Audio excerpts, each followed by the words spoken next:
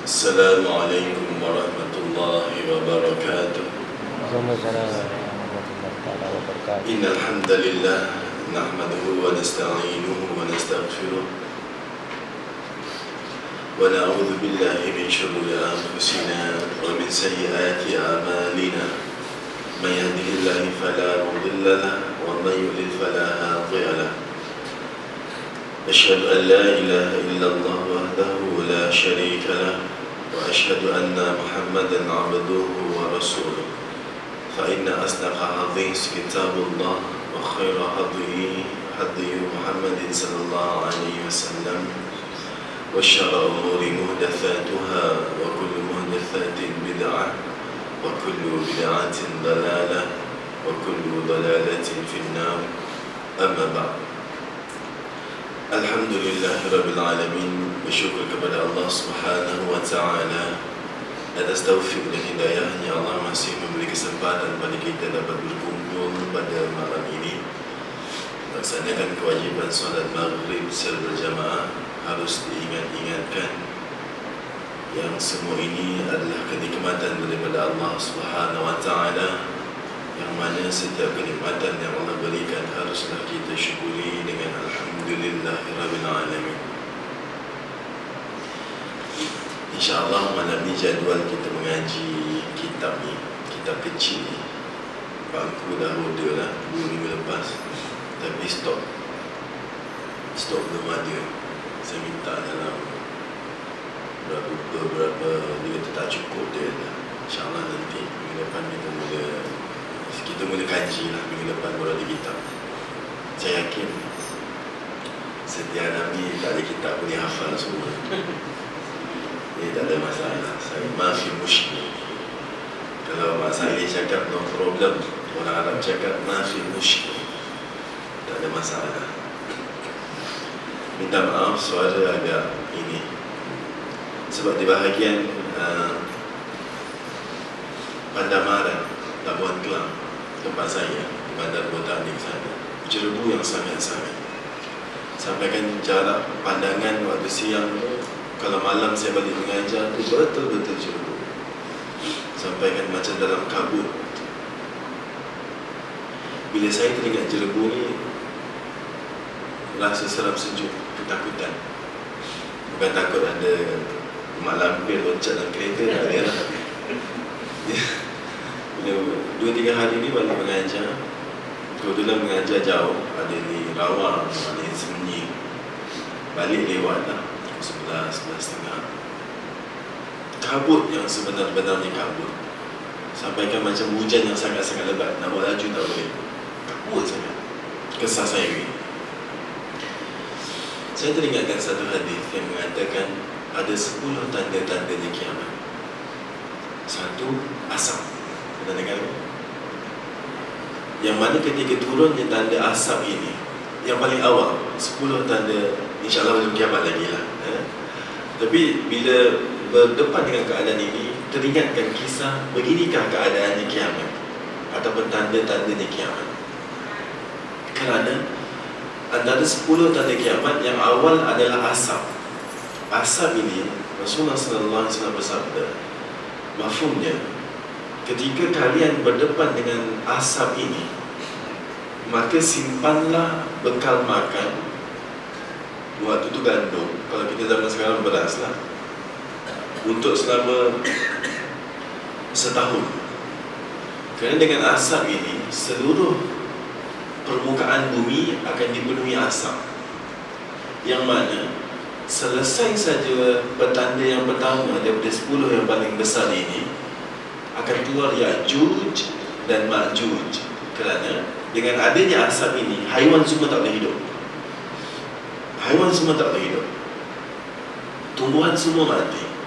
Sampaikan riwayatkan kepala lembu saja waktu itu tukarannya dengan beberapa lombokan emas mahalnya. Apabila berlakunya asap ini, Ya'juj dan Ma'juj ini hidup di dunia kita ini. Kalau kita nanti Piala Dunia, dia pun kalau sampai ada TV, dia pun tengok Piala Dunia juga. Dia hidup di bumi yang sama ini. Dia bukan di alam yang lain, tidak. Cuma dia sudah di kandang atau dikurung oleh Siapa? Raja Islam kita, iaitu Raja Zulkarnain. Kalau Mak Saleh panggil the Great, the Alexander the Great, itulah. Jadi dia hidup di zaman kita ini. Cuma terkadang orang kalau berfikir tentang Ya'juj dan Ma'juj, umpama dia di alam lain, ya, di dunia lain. Tidak. Ya'juj dan Ma'juj, kaum Ya'juj dan Ma'juj, orang. Dia bukan jenis bangsa makhluk lain, tidak. Cuma perangai dia yang lain. Jadi bila keadaan yang terlalu, manusia ni bila dia disentuh bab makan minum, dia akan mula memberontak. Ya'juj dan Ma'juj dalam tempoh tak sampai setahun, dia akan memecahkan tembok-tembok yang sudah dibina oleh Raja Zulkarnain, dia akan keluar. Dan sebagian riwayat mengatakan Ya'juj dan Ma'juj ini ramainya. Ketika diibaratkan ramainya Ya'juj dan Ma'juj ini, kalaulah mereka semua ni haus, kemudian pergi ke laut, minum kering air di lautan. Ramainya Ya'juj dan Ma'juj. Dan dia, kalau nampak sesuatu tempat, sesuatu kawasan, dia ni macam, kalau senang bahasa sekarang yang agak mudah kita fikirkan, macam orang yang makan orang, yang seteruk itu Ya'juj dan Ma'juj ini. Dan ini adalah ancaman bagi kita di akhir zaman. Jadi mungkin itu tanda-tandanya kiamat. Kemarin pun kita dah bincangkan tanda-tandanya kiamat ada 5. InsyaAllah semua hafal, saya tak akan tanya. Kitab ini insyaAllah kita sambung bab yang keempat, mengkaji ilmu agama. Hadis yang disampaikan oleh ada dalam kitab Jami'us Sahih, Sahihul Jami', kumpulan hadis-hadis sahih. Hadis dari Rasulullah sallallahu alaihi wasallam, "Man salaka tariqan yaltamisu fihi 'ilman, sahalallahu lahu tariqan ila jannah." Barang siapa yang menempuh jalan untuk menuntut ilmu, maka Allah akan memudahkan baginya untuk jalan menuju ke syurga. Kemudian ada hadis yang diriwayatkan oleh Rasulullah sallallahu alaihi wasallam, "Man ghada ila al-masjid la yuridu illa an yata'allama khaira aw yata'allimahu kana lahu ka ajri hajjah tamman hajjatuhu." Barang siapa yang berpagi-pagi ataupun berpagi-pagi ni sewaktu-waktu, bila-bila saja dia ke masjid, tidak ada yang diinginkan kecuali ingin mempelajari kebaikan atau mengajarkannya, maka baginya seperti pahala haji yang sempurna dikerjakannya. Jadi tuan-tuan dan puan-puan, hari ini Allah Subhanahu Wa Taala tidak pernah ingkar dengan janjinya.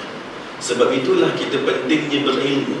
Dengan kita pergi mengaji, dalam pergi mengaji tu ada 2-in-1, 3-in-1, macam-macam kelebihan yang Allah Subhanahu Wa Taala berikan.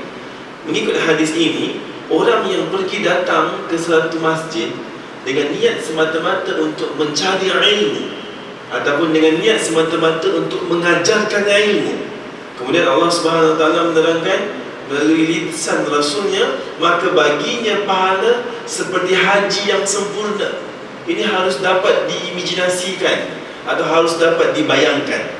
Orang pergi haji, dia rutin dia berapa lama kan, perjalanannya, tempohnya, costingnya, pembiayaannya. Tapi dengan adanya kita pergi ke masjid dengan niat semata-mata untuk mencari ilmu, Allah memberi ganjaran sama dengan seperti mana kita menunaikan haji.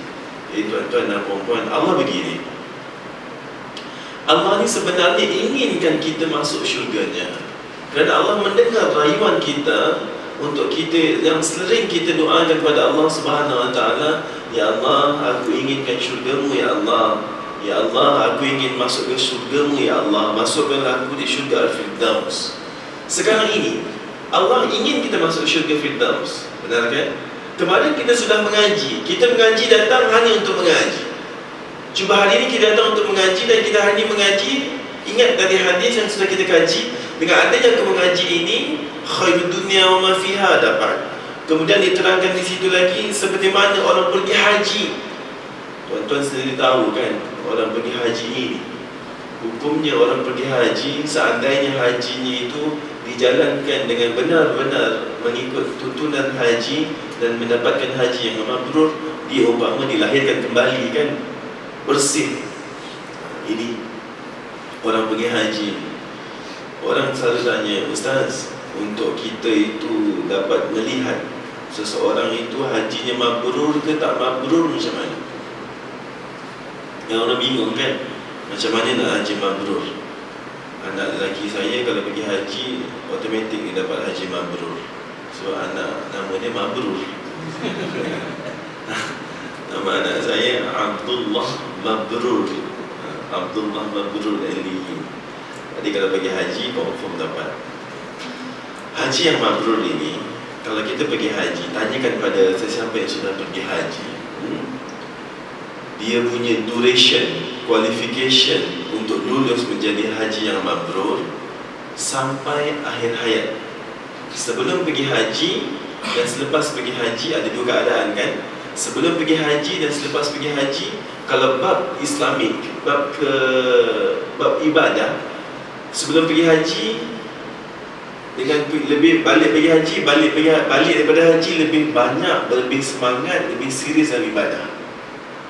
Kemudian kalau sudut duniawi, dia hanya berusaha semampunya dan tidak begitu gairah, tidak begitu ta'assub, tidak begitu berhabis-habisan untuk duniawi. Jelas? Itu sampai akhir hayatnya. Dia tidak berlaku.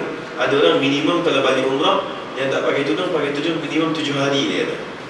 Hormat waktu ada dia orang tak ada pergi tudung kan, pergi tudung 7 hari hormat dia. Lepas 7 hari boleh buka. Sampai kan dah 7 hari ke tak buka lagi ke? Macam tu. Jadi pergi haji juga, orang kadang-kadang setahun dua pakai kopiah dulu, atau 3 bulan pakai kopiah, lepas tu buka kopiah. Tidak. Yang dikatakan haji mabrur, daripada saat dia pergi haji sampai hari terakhir hayatnya di dunia, dari sudut duniawi dia lebih membaik. Kalau agak-agak sebelum pergi haji dan selepas pergi haji tak ada perubahan, berarti ada masalah di hajinya. Ataupun lepas pergi haji dan sebelum pergi haji sama saja, cinta dengan dunia, cinta sangat-sangat pada dunia. Ini termasuk haji yang tidak mabrur. Jadi silakanlah simak kembali bagaimana haji bagi yang sudah haji. Yang belum haji boleh mempersiapkan diri. Nanti aku nak pergi haji, semestinya balik haji, apa yang perlu aku tambahkan dalam ibadah harianku? Harus ada planning. Tidak sia-sia. Sekarang dah mula kan kursus haji secara bersilibus. Sebab lepas saja Ramadan dah mula mempersiapkan diri untuk haji. Dan kuota haji reduce 20% daripada kuota asal. Setiap negara dapat kuota 1% daripada totally rakyat negara tersebut. Tapi untuk sekarang ini katanya daripada 1% itu dikurangkan 20% sebab renovation kan, kat sana tengah nak membesarkan Masjidil Haram, dari proses membesarkan. Jadi bening-bening nak pergi haji susah, ngaji je. Sambil-sambil kumpul duit tu kan, pergi ngaji dengan ingat hadis ini, man ghada ila al-masjid la yuridu illa yata'allimu khaira aw yata'allimu kana lahu ka ajri hajjah tamamah hajjah. Orang yang niatnya pergi masjid semata-mata cari ilmu ataupun mengajarkan ilmu, sama ibadahnya seperti mana orang haji yang sempurna, haji yang mabrur.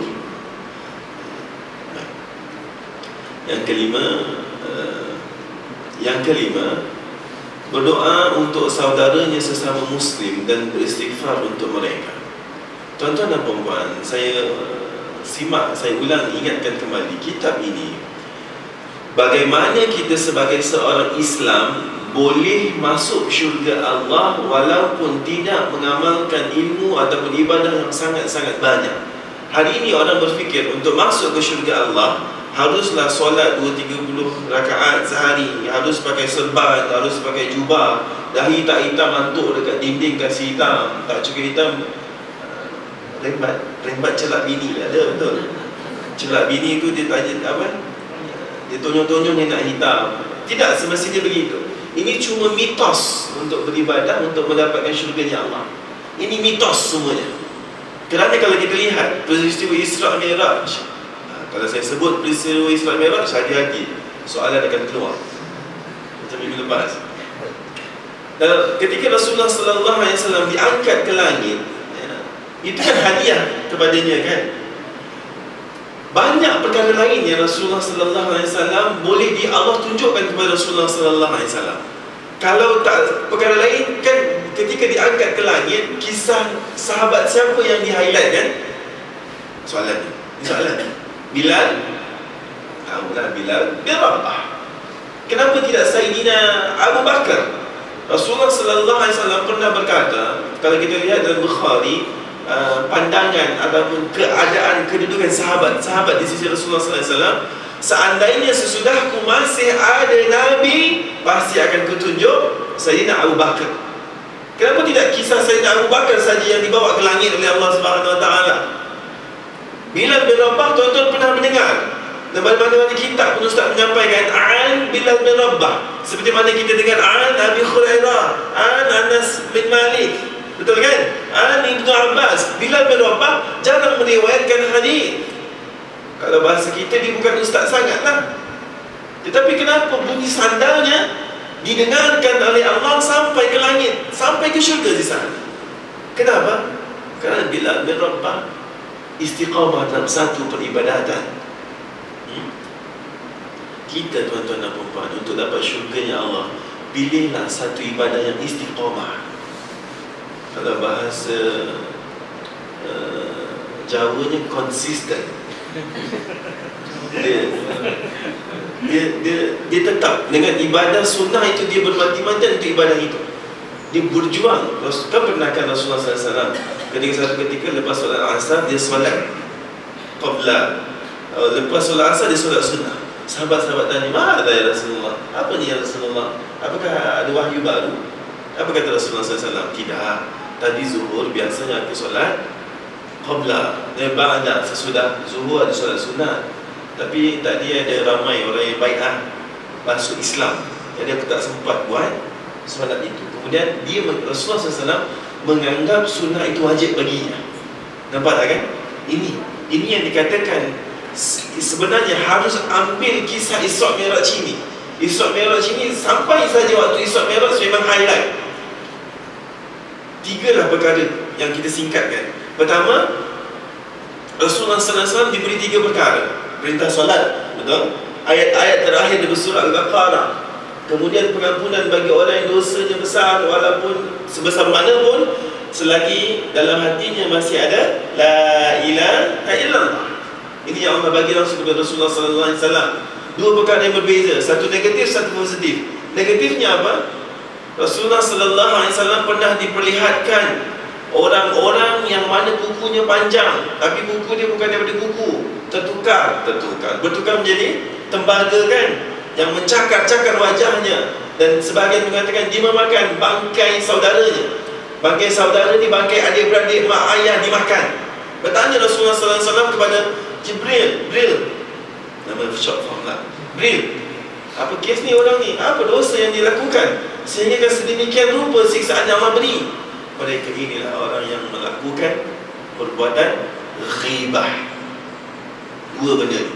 Satu, pilihlah mana-mana ibadah yang termampu dek tubuh kita. Sama ada ahli zikir, ahli muazzin, imam, ataupun cuci tandas masjid saja. Pilihlah. Yang penting istiqamah. Ini kisah Bilal yang diangkat. Bilal ni tuan-tuan dan puan-puan, nak kata handsome kita lagi.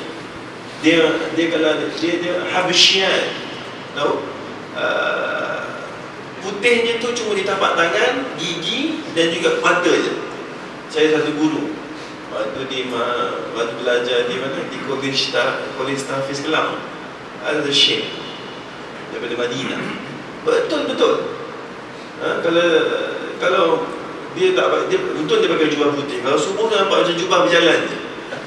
Betul-betul. Dan itu adalah Bilal bin Rabah. Gelap, segelap-gelap.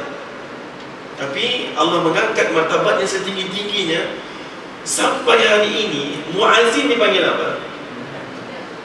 Kenapa? Supaya manusia kata, okey, kenal tak, contohlah satu nama yang kami bawakan, sahabat yang lain lah. Sa'ad Ibn Waqqas kenal.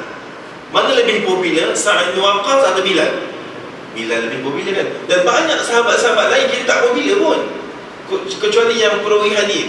Bilal ni orang biasa di kalangan, tak popular macam mana Anas bin Malik, Abu Hurairah. Tapi kenapa Allah sampai ke hari ini semua nak kenal Bilal, Bilal, Bilal, Bilal, Bilal? Kenapa? Kerana supaya kita berfikir, lihatlah amalan Bilal. Yang mana, wahai manusia. Kalau anak saya sekarang ni dah ada pepatah baru, we, dia panggil itu. Dia panggil kawan ni we. Hei manusia, lihatlah Bilal. Ibadah Bilal cuma wudu, kemudian doa sesudah wudu, kemudian solat 2 rakaat ba'da wudu, kentut lagi, berhadas lagi, wudu lagi. Itu saja. Hayatnya masih hidup di bumi, jasadnya masih bergerak di bumi. Sudah dengar bunyi sandalnya di syurga. Ini motivasi bagi kita. Bersemangatlah beribadah. Yakinlah syurga milik kita, walaupun kita bukan bijak pandai sangat. Yang penting pilihlah istiqamah, konsisten dalam satu-satu ibadah. Sama ada datang masjid, yang penting masuk masjid, selagi imam tak solat, imam tak takbir, aku masuk mesti tahiyatul masjid. Faham tak? Contoh pagi mesti berzikir subhanallah, alhamdulillah, wa la ilaha illallah, Allahu akbar 100 kali pagi, 100 kali asar. Pilih tuan-tuan mengikut kemampuan tuan-tuan.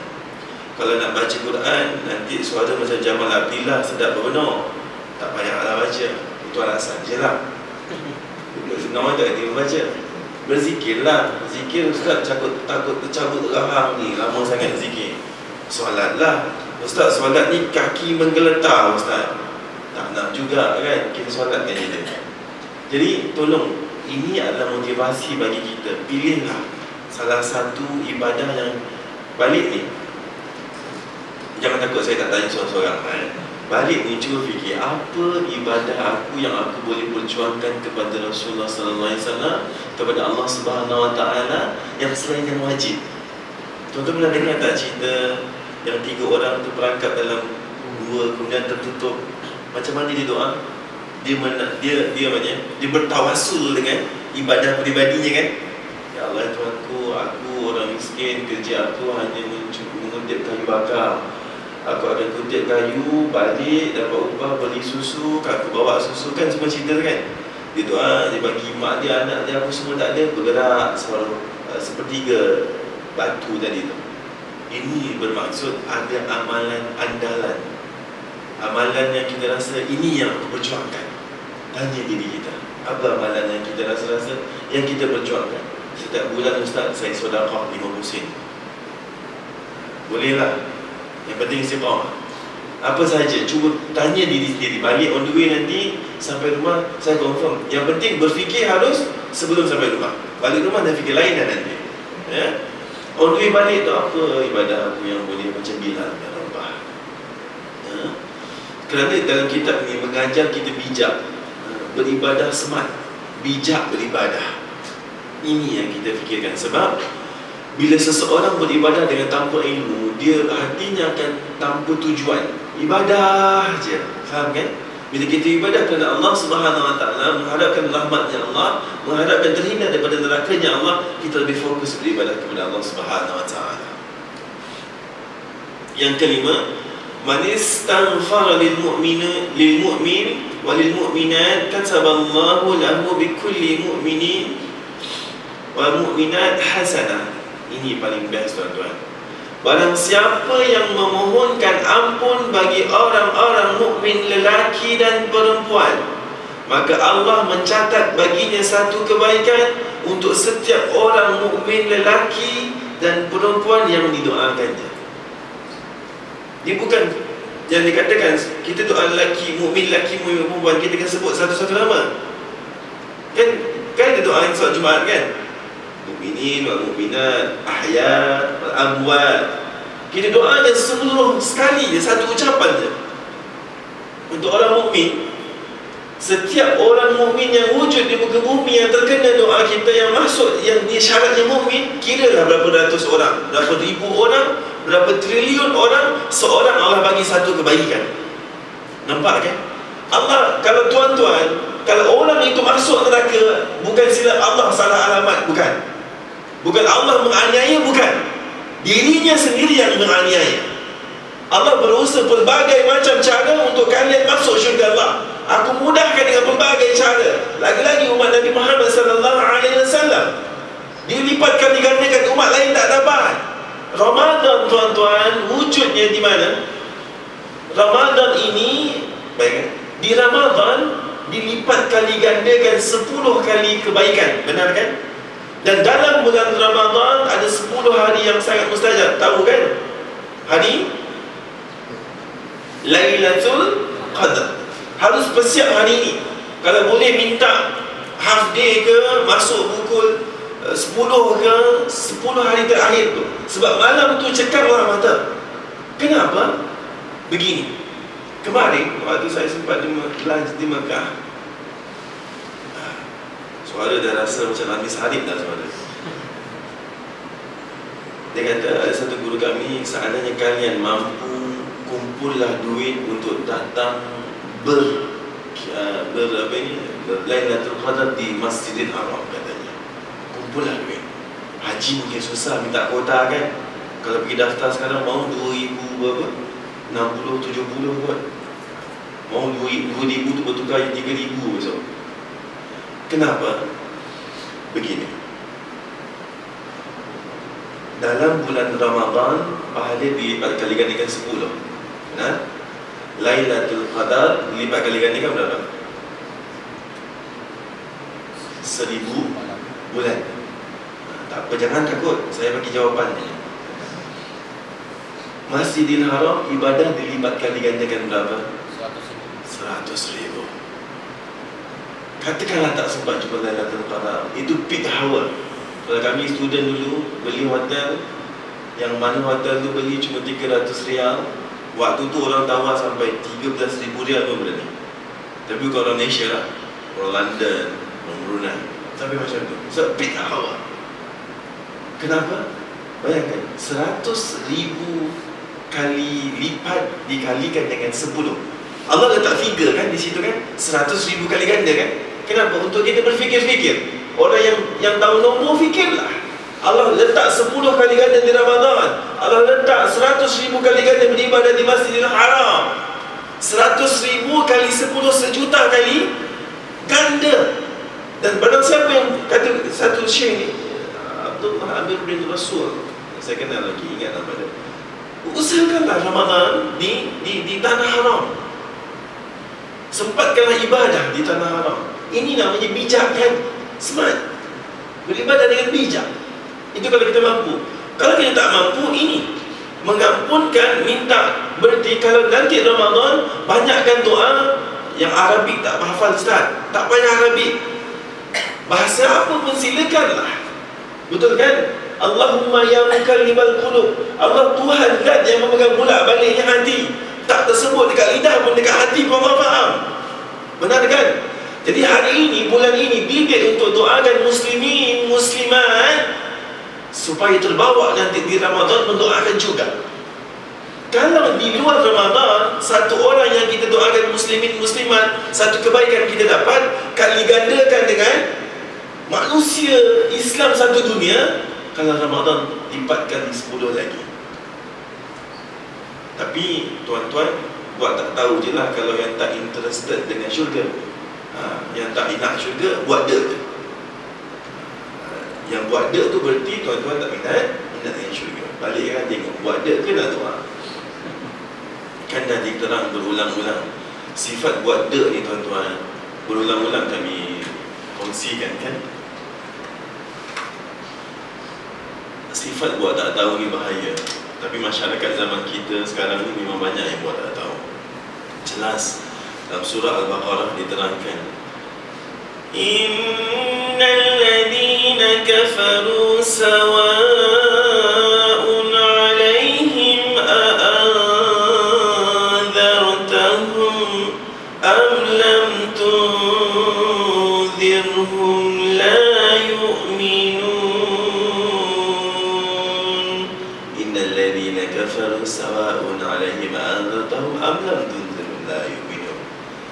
Katakan orang kafir itu bagi tahu ke, tak bagi tahu ke, dibuat dek je. Jadi ingat-ingat, dah disuruh untuk beribadah tapi buat dek je, nanti dikuatiri sudah menular virus kufur kepada kita. Jangan nanti balik jumpa kawan-kawan yang degil, kau ni macam orang kafir lah, aku bagi tahu tak bagi tahu, buat dek je. Jangan, tuntut diri kita sendiri. Jadi mulalah tuan, ini ilmu. Ada, kalau kita kira, tuan-tuan kira, ya Allah ya Tuanku, berilah kebaikan, keberkahan kepada mukmin dan muslimat yang seumur hidup di muka bumi. Tak sampai 10 saat, tuan. Tak sampai. Saya kira jam saya lah, tak tahu jam saya tak canggih sangat kot. 10 saat, below than 10 second. Tapi Allah bagi pengampunan kali-kali gandakan Islam satu dunia. Allahu Akbar. Berarti nanti kalau agak-agak tuan rasa nanti di neraka, masuk dalam neraka, bukan salah Allah, salah kita. Sebab diterangkan dalam kitab Sifati Jannah wan Nar, ketika manusia sudah ditimbang ta'ala, yang ahli syurga sudah dibawa ke neraka, ke syurga, ahli neraka sudah dibawa ke neraka. Ketika sampai ahli neraka, Allah Subhanahu Wa Taala di situ menempatkan satu malaikat. Siapa nama malaikat di neraka itu? Malik. Apa kata malaikat Malik? Hei manusia, belum pernahkah datang pada kalian kabar yang membawa kabar takut tentang azabnya neraka? Waktu itu barulah manusia-manusia menjawab, dah kan, dah. Tapi aku sibuk lah kan, sorry lah. Alasan yang diberikan. Tidak ada orang Islam yang tak tahu tentang siksa neraka. Tidak ada. Cuma mereka tutup-tutupi, tak nak cerita tentang neraka, kerana itu takdirnya mereka. Yang terakhir di sini ingin saya kongsikan, taubat dari dosa dan menangis kerana takutkan Allah. Kita sekarang ini jarang menangis kerana Allah, ya kan? Jarang sangat-sangat kita menangis. Saya pernah membaca satu kitab, Allahu a'lam, waktu saya belajar dulu, saya tak dapat dia punya rujukan kat mana, tapi lebih kurang maksudnya syarat baca Al-Quran pertama harus nangis. Tak boleh nangis, dinangis-nangiskan. Harus nangis. Tapi kita sekarang baca Quran macam mana? Jarang lagi. Allah Akbar. Hati kita benar-benar sudah mati kadang-kadang. Ala man taba wa amana wa amila amalan salihan fa ulaika yubaddilullahu sayyi'atihim hasanah wa kana Allahu ghafurur rahim. Kecuali orang-orang yang bertaubat, beriman dan mengerjakan amal saleh, maka kejahatan mereka diganti Allah dengan kebaikan, dan Allah Maha Pengampun lagi Maha Penyayang. Biasa kan tuan-tuan dengar ayat tadi? Cuba kita kaji sikit.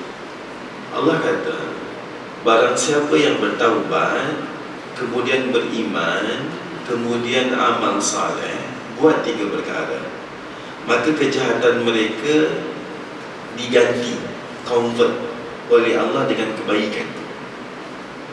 Tuan-tuan kalau bertaubat sahaja, dosa utang tu katakanlah kredit, lepas tu pahala tu profit, debit, kira katakanlah tuan-tuan ada dosa 10 kilo, tuan-tuan bertaubat, dosa 10 kilo hilang, betul? Allah ampunkan. Katakanlah pahala ada 10 kilo, tetap 10 kilo. Tapi kalau tuan-tuan bertaubat, kemudian beriman, kemudian amal saleh, dosa tuan-tuan 10 kilo, pahala tuan-tuan 10 kilo. Tuan-tuan buat taubat, beriman, beramal soleh, dosa yang 10 kilo bertukar menjadi pahala. Nampak tak? Bertukar jadi pahala. Ini dikatakan ilmu. Ini yang dikatakan ilmu. Kalau taubat saja, Faham kan? Ada pahala 10 kilo, ada dosa 10 kilo. Tak ada hadis mengatakan kiraan dosa itu kiraan kilo. Tak ada. Ini contoh je. Dosa 10 kilo, pahala 10 kilo. Tuan-tuan taubat, ampunkan dosa yang 10 kilo ini, hilang terus. Tapi pahala tetap 10. Tetapi kalau tuan-tuan tambah taubat dengan beriman, dengan amal soleh, dosa yang 10 kilo tadi ditukar jadi pahala. Contoh, saya berhutang abangku. Berhutang dengan abangku, buat baik dengan abangku. Pagi-pagi, lepas subuh, picit badan abangku. 3 minggu picit. Lepas aku kata, Ustaz ni sebab salah. Ustaz, hutang Ustaz tu saya halalkan ya Ustaz. Faham? Satu pun pahala. Rasa hutang lagi.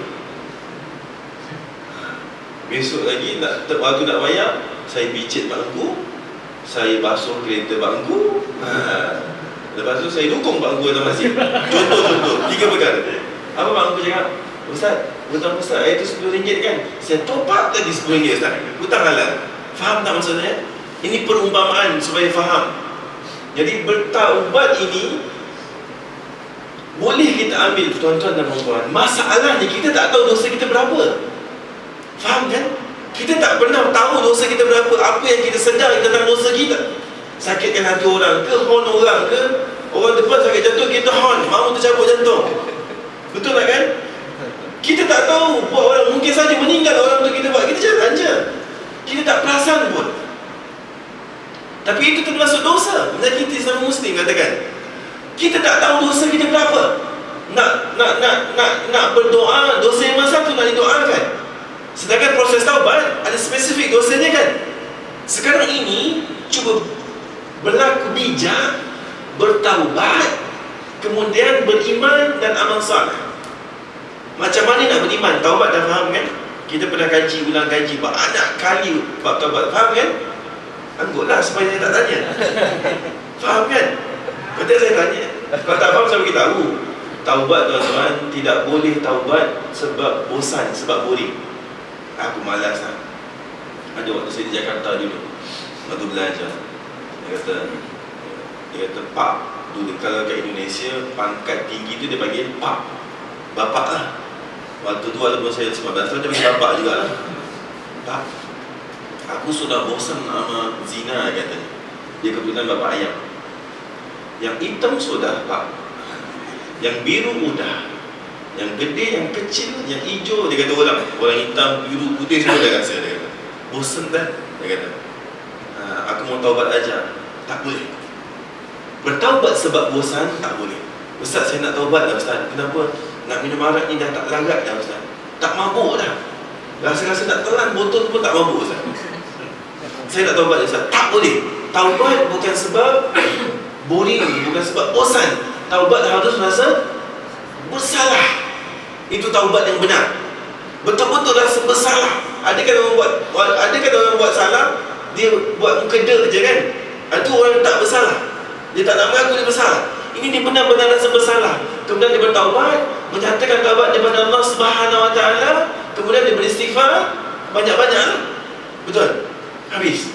Yang dikatakan beriman di sini, beriman, Ustaz, kalau katakan nak tukar dosa kepada pahala, taubat, okey, saya dah taubat. Beriman, automatik saya orang Islam beriman lah Ustaz. Bukan iman yang itu. Bukan iman yang itu. Kan, orang sekarang ini memahami konsep ataupun istilah iman bagaimana? Hafal rukun iman. Rukun iman 6 ke 14? 6. Alah, ada 6. Cuba saya cakap 5, 6, 7, 1. 6, saya tekan betul-betul ke 6.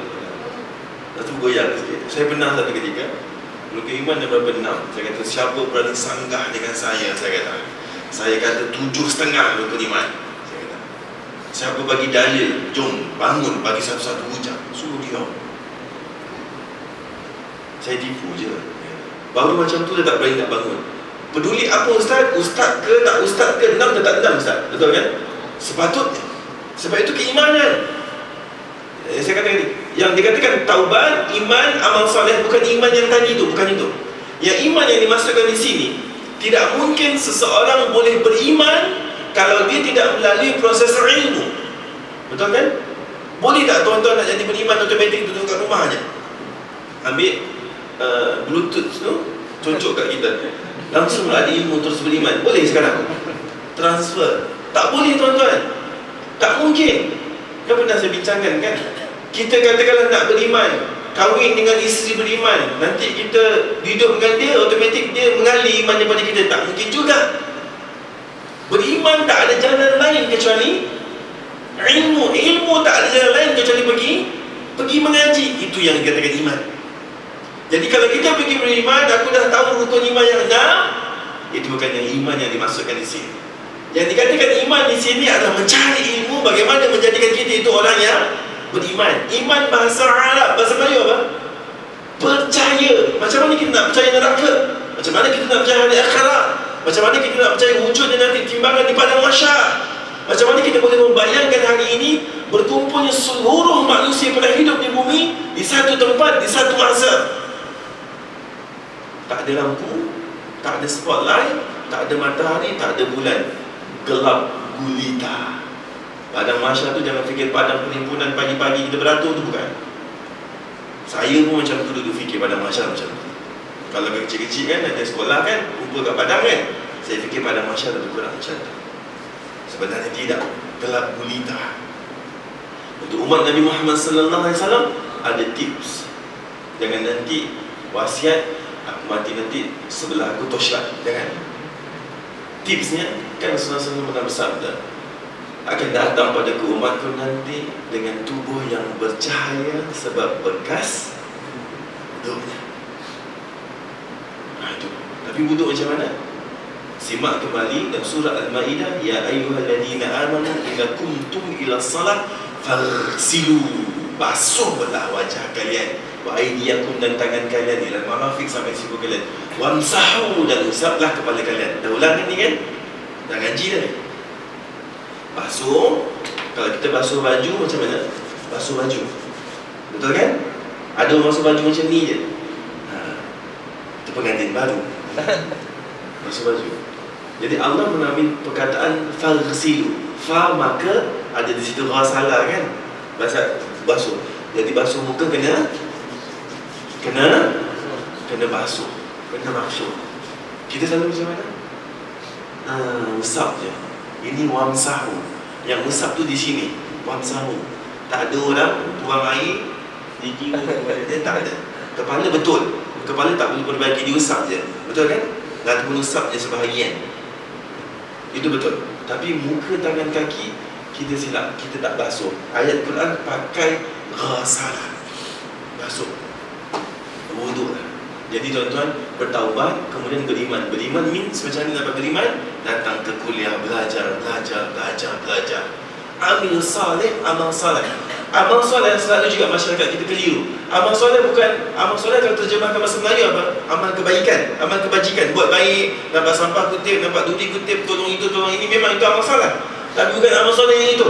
Yang dikatakan amal soleh, kalau tuan-tuan tengok, ada gandingan amal soleh. Sebelum tu ada perkataan amanu, itu beza maksudnya. Contoh dalam surah Al-Asr tu kan, illal ladina amanu wa amilus salih. Salih ada diawalkan dengan alladina amanu. Sini pun sama juga, ada perkataan salih tapi yang awalnya wa amila salih. Di awal itu ada amanu juga. Berarti yang dikatakan salih sebelumnya itu ada perkataan iman. Maksudnya mengamalkan setiap ilmu yang kita dapat di kelas pengajian untuk mencari keimanan kepada Allah, kemudian ilmu itu kita amalkan. Faham maksudnya? Jadi kalau kita mengaji dapat ilmu, usaha diamalkan walaupun sekali. Itu maksudnya. Jadi banyak dah ilmu kan. Mengaji seminggu berkali kat sini. Berapa lagi?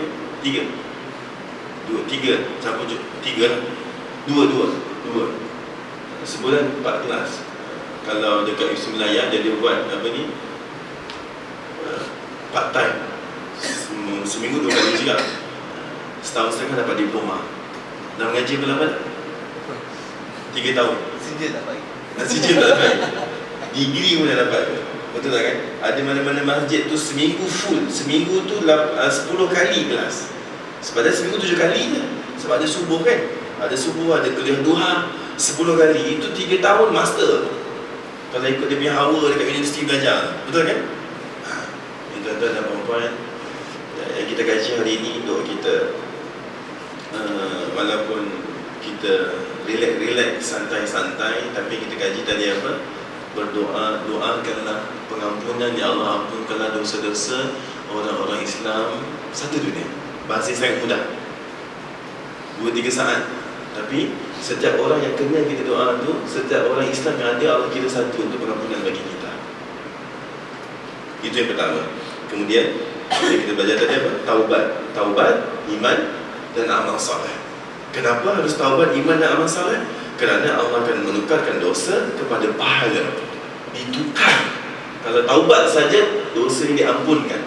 Tapi kalau taubat, iman dan amal soleh, dosa ditukar menjadi pahala. Kalau kita ada pahala 10 kilo, dosa 10 kilo, taubat saja, dosa habis, tinggal pahala 10 kilo. Tapi kalau kita ada dosa 10 kilo, pahala 10 kilo, kita taubat, iman dan amal soleh, dosa yang 10 kilo hilang, ditukar jadi pahala. Jadi pahala 20 kilo. Faham ya? Ini untuk motivation kita terus beribadah. Tuan-tuan rutinkan diri. Tinggal senam-senam. Biasa-biasakan bangun malam solat. Jangan malas-malas. Preparation, warm up untuk Ramadan. Warm up untuk Ramadan. Yang malas-malas pergi masjid, datang, tarik telinga. Setengah mara je lah, jangan orang sebelah tarik telinga tak. Datang buat masjid. Sebab ini dah nak Ramadan. Ramadan nanti kalau tak preparation yang betul, dia 3 hari pertama je penuh. Itu je. Jadi warm up, panggil, semangat, datang ibadah. Ramadan hari yang paling indah tuan-tuan. Saya pernah belajar di Jawa, tapi tak nyanyi lagi hari ni. Belajar di Jawa, orang Jawa Ramadan rata-rata dia akan cuti. Petani ke apa, dia akan cuti. Yang bekerja pun berhenti lah. Sebab mentaliti mereka, didikan mereka, dalam 12 bulan, 11 bulan aku cari makan, 1 bulan aku beribadah. Kita kat sini janganlah buat macam tu. Tak mampu kita kan. 10 hari terakhir kalau boleh ada MC, ambil lah. MC pula, annual leave ambil lah. MC tu membungak kan. Tak boleh dosa. Kalau tak boleh cuti pun ambil half day. Sebab kita nak preparation, berjaga sampai pagi. Tunggu Lailatul Qadar.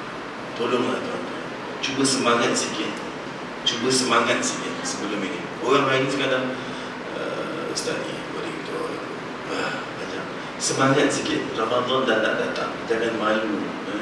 Jangan malu. Kita jangan sampai malu dengan Allah. Semoga Allah memberi manfaat dan barakah. Minta maaf sangat-sangat dengan suara yang tak begitu elok. Saya minta maaf banyak-banyak. Subhanakallah bihamdihi, asyhadu an la ilaha illa anta, astaghfiruka wa atubu ilaik. Assalamualaikum warahmatullahi wabarakatuh.